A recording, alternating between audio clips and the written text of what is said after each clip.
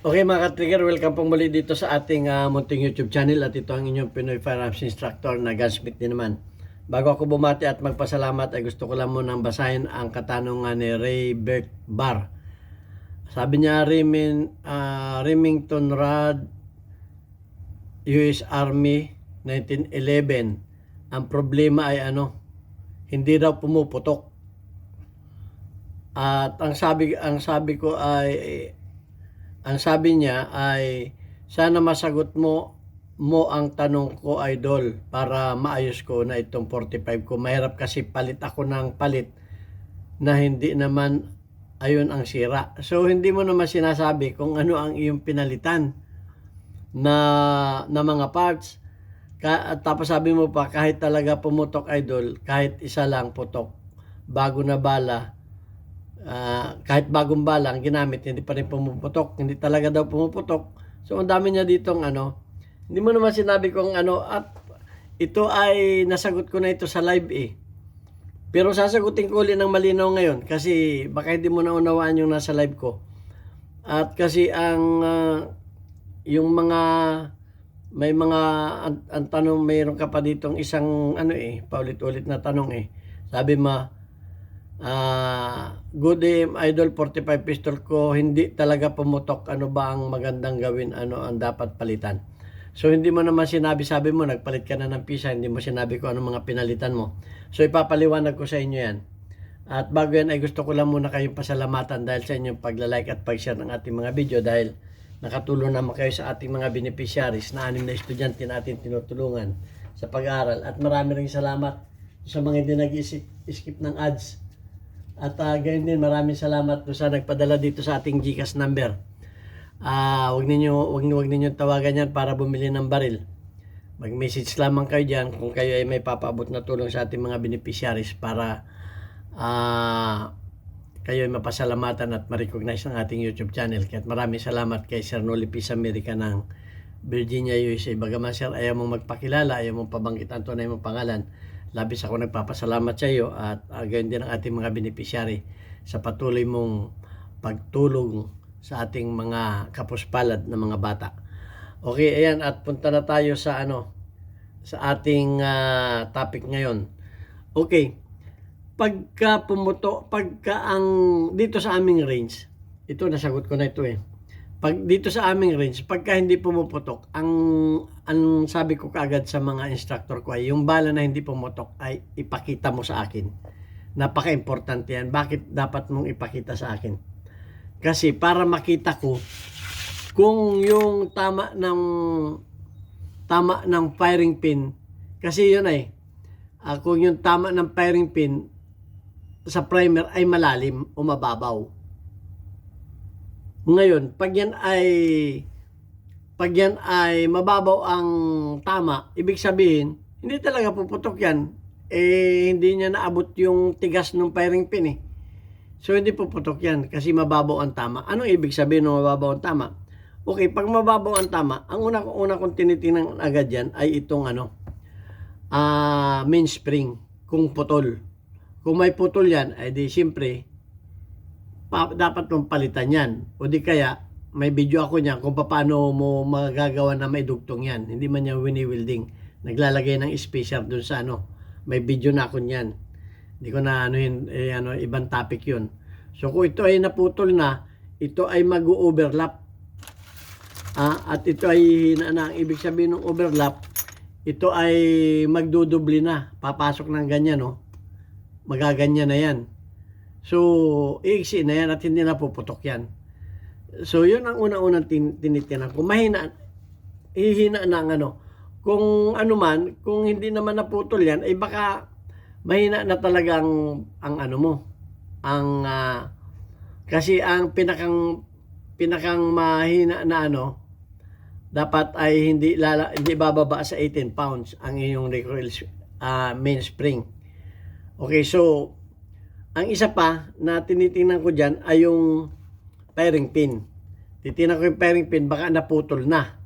Kasi pag naputol na yan, ay talaga hindi puputok yan.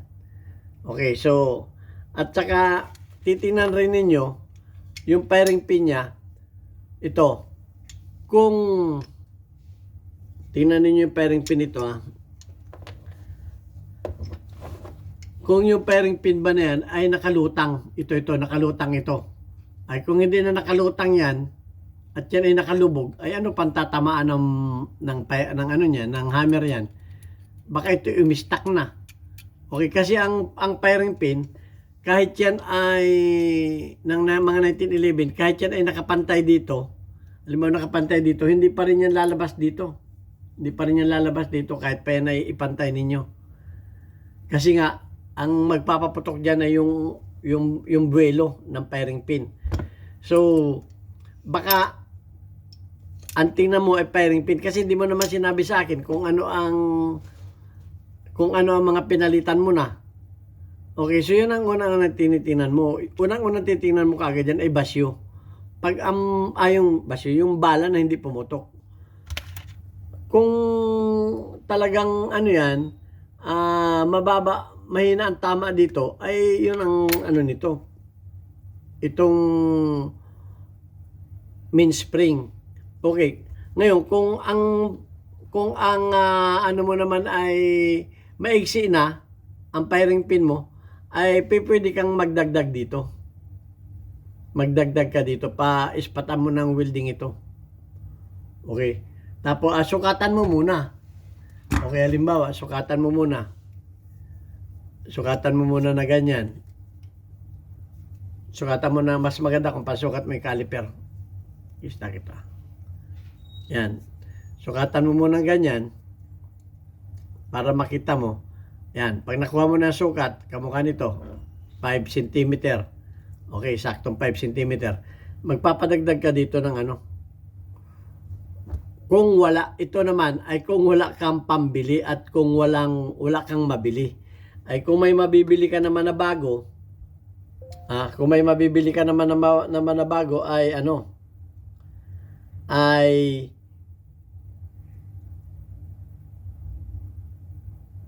di palitan mo na. Kasi yung iba dyan sabi, ba't di mo papalitan? Ay kung walang pampalit, ay magtsatsaga ka ba sa hindi pumuputok? Okay, kasi di naman pare-pareho ang lugar natin.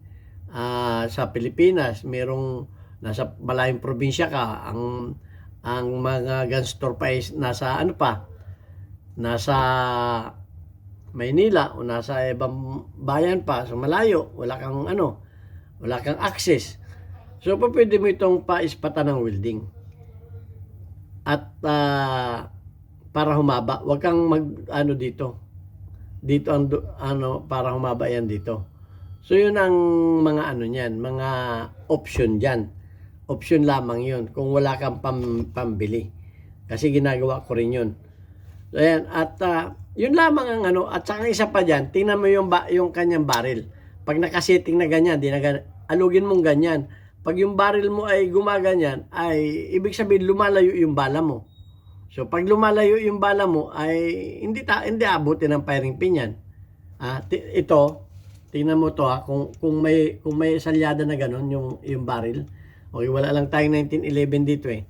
Kung may ganun yan ay yung barrel, di may parang may dito yun, may kanal-kanal dito yun, ay luwag na yun. So yun ang pwede mong mahirap-hirap gawin yun. Dapat marunong talagang gumagawa nun sa gunsmith na yun. Okay, pwedeng pa-weldingan yun, tsaka mo ipakanal. Pero ang pag-welding nun ay dapat yung mga marurunong, hindi man electric welding. Dapat mga TIG weld at saka MIG weld ang gagamitin dun para hindi masyadong mabagay yung iyong baril.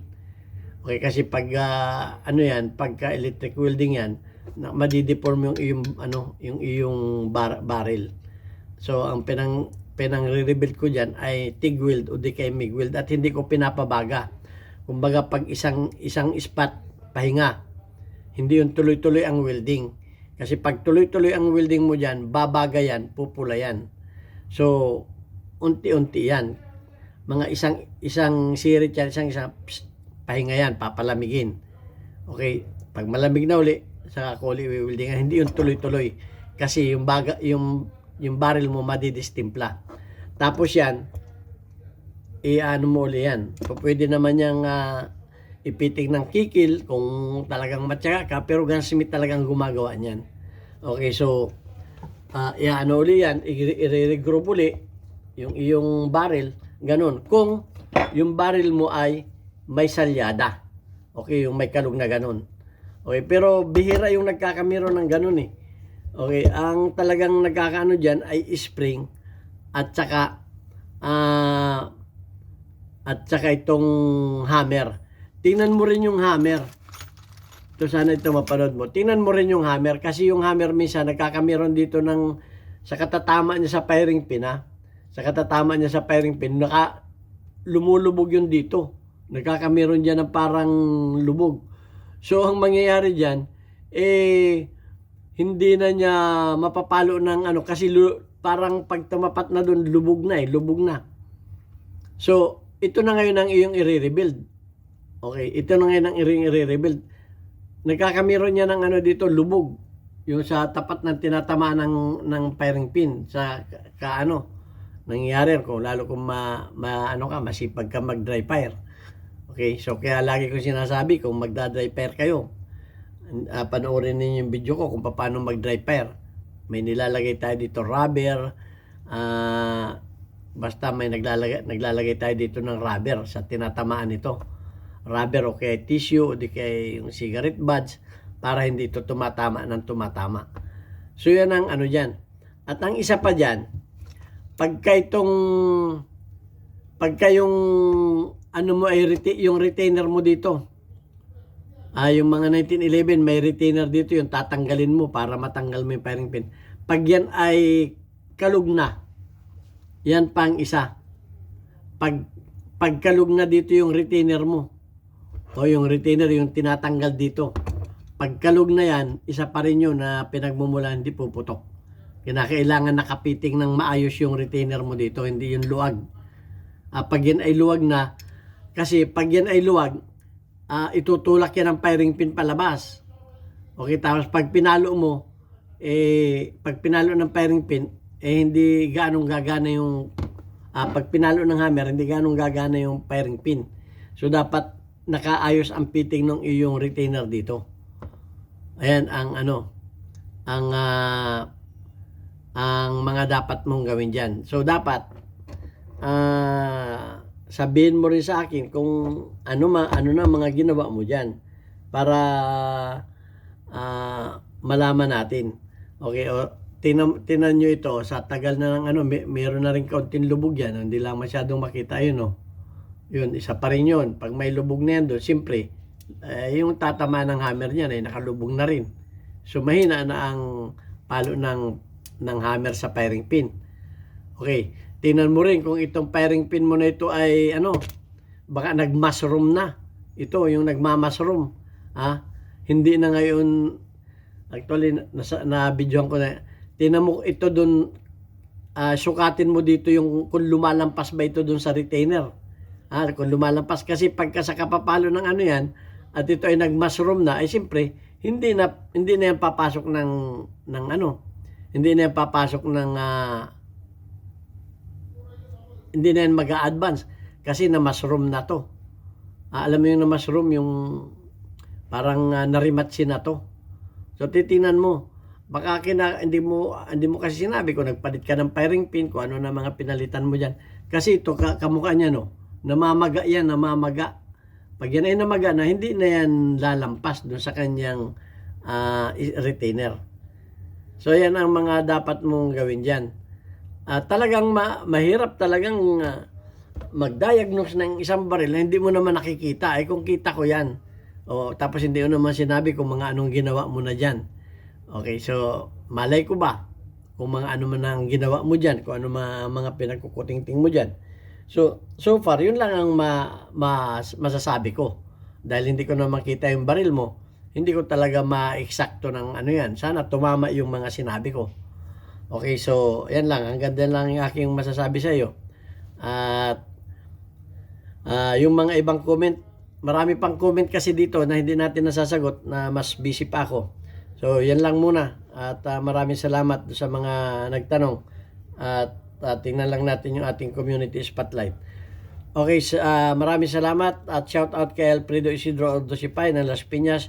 Meron kang 100 plus na engagement. Shout out kay Rapi Kusi, meron kang 3 engagement. Maraming salamat din at shout out kay Hansel Evangelista, meron kang 100 plus na engagement. At shout out dito sa mga kasama mo dyan sa One Gun Pilipinas, Bulacan Chapter. Marami akong subscribers dyan. Shout out din kay Tungkos Vlog, meron kang 1 engagement. At maraming salamat. Shout out kay Rag Ferns, meron kang 100 plus na engagement. Okay, hanggang dito na lamang at sana naunawaan ninyo yung mga video. Okay, pahabo lang. O yung nagsabi na yung welding ko ay mahuna. Kasi nung kinontent ko ito, may nagsabi na baka daw makadisgrasya, baka subok ko na ito. Itong mga welding ko na ito. Ito sa tagal na nito. Ilang buwan na, ang dami nang naiputok nito. Matibay pa, parang bago pa rin. Ito. Kasi nirebuild ko ito eh. Ito natanggal na kasi ito. Ginawa ko na lang to. May nag-ano sa akin, may nag-comment. Sabi nag-upload raw ako ng baka makamatay, baka makasira. Ako po ay sa tagal ko ng gunsmith ay yung mga welding ko ay, dahil ako ay certified welder, alam ko kung anong mga welding rod na gagamitin. Alam ko rin ang pagwi-welding ng matibay. Kaya sinisigurado ko na yung gawa ko yung matibay. So ngayon ko lang ito nabuksan, sa tagal na nito, nakita ko ito pa pala yung winelding ko. Mga 6 months ago na ito, mahigit na 6 months ago na winelding ko na ito, magpapa 1 year na siguro ito. Pero yan, buo pa rin. Araw-araw pumuputok pa rin. Ito. So, pagka hindi ka talaga experienced welder, pwede mo sabihin yun. Pero pag sa akin, pag sa pag-welding ng mga bakal, ako siguro 12 years old pa lang, nag-welding na, matibay naman yung mga welding ko. Ang tagal na niya, no? So, yun lang masasabi ko. Kasi may nagsabi niyan, hindi daw dapat ako mag-content ng mga ganyan. Kasi ang sabi ko nga, pwede ang option yan kung wala kang pambili ng barrel at walang available na barrel, pwede talagang weldingin yan. Kung wala, yan ay option.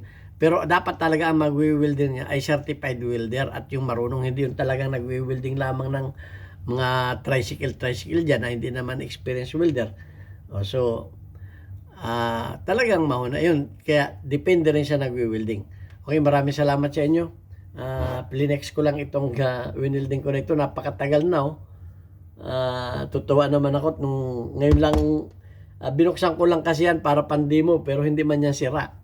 Okay, God bless sa inyo lahat. Thank you very much.